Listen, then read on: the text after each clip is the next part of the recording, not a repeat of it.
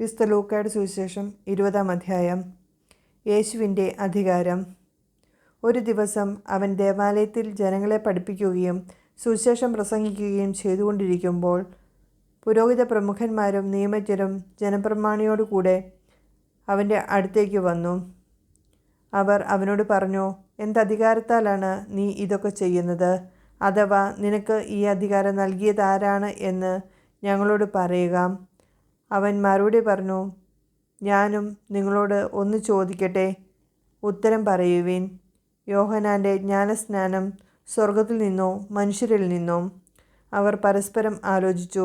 സ്വർഗത്തിൽ നിന്ന് എന്ന് നാം പറഞ്ഞാൽ പിന്നെ എന്തുകൊണ്ട് നിങ്ങൾ അവനെ വിശ്വസിച്ചില്ല എന്ന് അവൻ ചോദിക്കും. മനുഷ്യരിൽ നിന്ന് എന്ന് പറഞ്ഞാൽ ജനങ്ങളെല്ലാം നമ്മെ കല്ലെറിയും. എന്തെന്നാൽ യോഹന്നാൻ ഒരു പ്രവാചകനാണെന്ന് അവർ വിശ്വസിച്ചിരുന്നു. അതിനാൽ അവർ മറുപടി പറഞ്ഞു, എവിടെ നിന്ന് എന്ന് ഞങ്ങൾക്കറിഞ്ഞുകൂടാ. അപ്പോൾ യേശു പറഞ്ഞു, എന്തധികാരത്താലാണ് ഞാൻ ഇത് ചെയ്യുന്നതെന്നും ഞാനും നിങ്ങളോട് പറയുന്നില്ല. മുന്തിരിത്തോട്ടവും കൃഷിക്കാരും. അവൻ ജനങ്ങളോട് ഈ ഉപമ പറഞ്ഞു. ഒരു മനുഷ്യൻ ഒരു മുന്തിരിത്തോട്ടം നട്ടുപിടിപ്പിച്ചു. അത് കൃഷിക്കാരെ ഏൽപ്പിച്ചതിന് ശേഷം ദീർഘനാളത്തേക്ക് അവിടെ നിന്നും പോയി. സമയമായപ്പോൾ മുന്തിരിപ്പഴങ്ങളിൽ നിന്ന് ഓഹരി ലഭിക്കേണ്ടതിന് അവൻ ഒരു ഭൃത്യനെ കൃഷിക്കാരുടെ അടുത്തേക്ക് അയച്ചു. എന്നാൽ കൃഷിക്കാർ അവനെ അടിക്കുകയും വെറും കൈയോടെ തിരിച്ചയക്കുകയും ചെയ്തു. അവൻ മറ്റൊരു ഭൃത്യനെ അയച്ചു. അവനെയും അവർ അടിക്കുകയും അപമാനിക്കുകയും വെറും കൈയോടെ തിരിച്ചയക്കുകയും ചെയ്തു. അവൻ മൂന്നാമതൊരുവനെ അയച്ചു. അവർ അവനെ പരിക്കേൽപ്പിക്കുകയും പുറത്തേക്കെറിയുകയും ചെയ്തു. അപ്പോൾ തോട്ടത്തിൻ്റെ ഉടമസ്ഥൻ പറഞ്ഞു, ഞാൻ എന്താണ് ചെയ്യുക? എൻ്റെ പ്രിയപുത്രനെ ഞാൻ അയക്കും, അവനെ അവർ മാനിച്ചേക്കും. പക്ഷേ കൃഷിക്കാർ അവനെ കണ്ടപ്പോൾ പരസ്പരം പറഞ്ഞു, ഇവനാണ് അവകാശി, ഇവനെ നമുക്ക് കൊന്നുകളയാം, അപ്പോൾ അവകാശം നമ്മുടേതാകും. അവർ അവനെ മുന്തിരിത്തോട്ടത്തിലെ വെളിയിലേക്ക് എറിഞ്ഞ് കൊന്നുകളഞ്ഞു. ആകയാൽ മുന്തിരിത്തോട്ടത്തിൻ്റെ ഉടമസ്ഥൻ അവരോട് എന്തു ചെയ്യും? അവൻ വന്ന് ആ കൃഷിക്കാരെ നശിപ്പിക്കുകയും മുന്തിരിത്തോട്ടം മറ്റാളുകളെ ഏൽപ്പിക്കുകയും ചെയ്യും. അവർ ഇത് കേട്ടപ്പോൾ ഇത് സംഭവിക്കാതിരിക്കട്ടെ എന്ന് പറഞ്ഞു. യേശു അവരെ നോക്കിക്കൊണ്ട് പറഞ്ഞു, കളഞ്ഞ കല്ല് മൂലക്കല്ലായി തീർന്നു എന്ന് എഴുതപ്പെട്ടിരിക്കുന്നുവെന്നതെന്താണ്? ആ കല്ലിന്മേൽ നിപതിക്കുന്ന ഏതൊരുവനും തകരും. അത് ആരുടെ മേൽ പതിക്കുന്നുവോ അവനെ അത് ധൂളിയാക്കും. തങ്ങൾക്കെതിരായിട്ടുള്ള ഈ ഉപമ അവൻ പറഞ്ഞത് നിയമജ്ഞരും പ്രധാന പുരോഹിതന്മാരും മനസ്സിലാക്കി അവനെ കയ്യേറ്റം ചെയ്യാൻ ശ്രമിച്ചു. എന്നാൽ അവർ ജനങ്ങളെ ഭയപ്പെട്ടു. സീസറിന് നികുതി കൊടുക്കണം. അതിനാൽ അവർ നീതിമാന്മാരാണെന്ന് ഭാവിക്കുന്ന ചാരന്മാരെ അയച്ച് അവരെ ദേശാധിപതിയുടെ അധികാരത്തിനും വിധിക്കും ഏൽപ്പിച്ചു കൊടുക്കത്തക്ക വിധം അവൻ്റെ വാക്കിൽ നിന്നും എന്തെങ്കിലും പിടിച്ചെടുക്കാൻ അവസരം കാത്തിരുന്നു. അവർ അവനോട് പറഞ്ഞു, ഗുരു, നീ ശരിയായി സംസാരിക്കുകയും പഠിപ്പിക്കുകയും ചെയ്യുന്നവനും മുഖം നോക്കാതെ ദൈവത്തിൻ്റെ വഴി സത്യമായി പഠിപ്പിക്കുന്നവനുമാണെന്ന് ഞങ്ങൾക്കറിയാം. ഞങ്ങൾ സീസറിന് നികുതി കൊടുക്കുന്നത് നിയമാനുസൃതമോ അല്ലയോ? അവൻ അവരുടെ കൗശലം മനസ്സിലാക്കി അവരോട് പറഞ്ഞു, നിങ്ങൾ ഒരു ദനാറ എന്നെ കാണിക്കുവിൻ.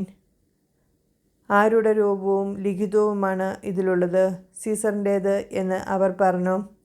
അവൻ അവരോട് പറഞ്ഞു, എങ്കിൽ സീസറിനുള്ളത് സീസറിനും ദൈവത്തിനുള്ളത് ദൈവത്തിനും കൊടുക്കുവിൻ.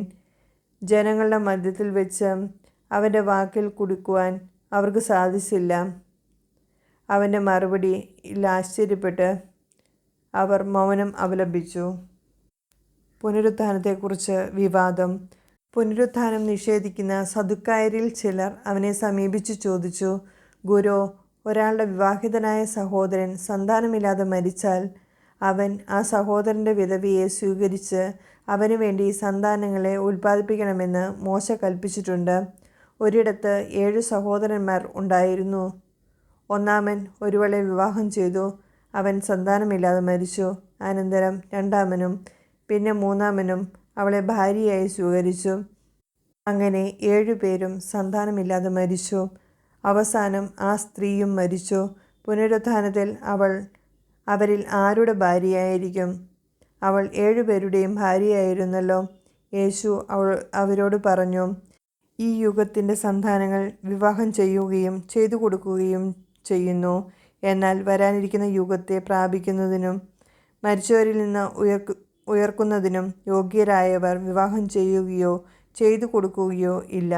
പുനരുത്ഥാനത്തിൻ്റെ മക്കൾ എന്ന നിലയിൽ അവർ ദേവദൂതന്മാർക്ക് തുല്യരും ദൈവമക്കളുമാണ്. ആകയാൽ അവർക്ക് ഇനിയും മരിക്കാൻ സാധിക്കുകയില്ല. മോശ പോലും മുൾപ്പടർപ്പിങ്കൽ വെച്ച് കർത്താവിനെ അബ്രാഹത്തിൻ്റെ ദൈവമെന്നും ഇസ്ഹാക്കിൻ്റെ ദൈവമെന്നും യാക്കോബിൻ്റെ ദൈവമെന്നും വിളിച്ചുകൊണ്ട് മരിച്ചവർ ഉയർക്കുമെന്ന് കാണിച്ചു തന്നിട്ടുണ്ട്. അവിടുന്ന് മരിച്ചവരുടെയല്ല, ജീവിക്കുന്നവരുടെ ദൈവമാണ്. അവിടുത്തേക്ക് എല്ലാവരും ജീവിക്കുന്നവർ തന്നെ.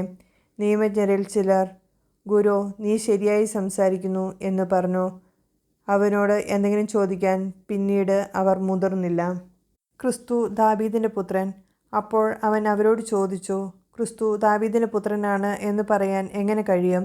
ദാവീദ് തന്നെയും സങ്കീർത്തന പുസ്തകത്തിൽ പറയുന്നു, കർത്താവ് എൻ്റെ കർത്താവിനോട് അരുളി ചെയ്തു, ഞാൻ നിന്റെ ശത്രുക്കളെ നിനക്ക് പാദപീഠമാകുവോളം നീ എൻ്റെ വലതുഭാഗത്ത് ഇരിക്കുക. ദാവീദ് അവനെ കർത്താവ് എന്ന് വിളിക്കുന്നു. പിന്നെ എങ്ങനെയാണ് അവൻ ദാവീദിൻ്റെ പുത്രനാകുന്നത്? നിയമജ്ഞരുടെ കപട ജീവിതം. സകല മനുഷ്യരും കേൾക്കെ അവൻ ശിഷ്യരോട് പറഞ്ഞു, നിയമജ്ഞരെ സൂക്ഷിച്ചുകൊള്ളുവിൻ. അവർ നീണ്ട മേലങ്കികൾ ധരിച്ച് നടക്കാനും പൊതുസ്ഥലങ്ങളിൽ അഭിവാദനങ്ങളും സിനഗോഗുകളിൽ പ്രമുഖ സ്ഥാനങ്ങളും വിരുന്നുകളിൽ അഗ്രാസനങ്ങളും ലഭിക്കാനും ആഗ്രഹിക്കുന്നു. അവർ വിധവകളുടെ ഭവനങ്ങൾ വിഴുങ്ങുകയും ദീർഘമായി പ്രാർത്ഥിക്കുന്നതായി നടിക്കുകയും ചെയ്യുന്നു. അവർക്ക് കൂടുതൽ കഠിനമായി ശിക്ഷാവിധി ലഭിക്കും.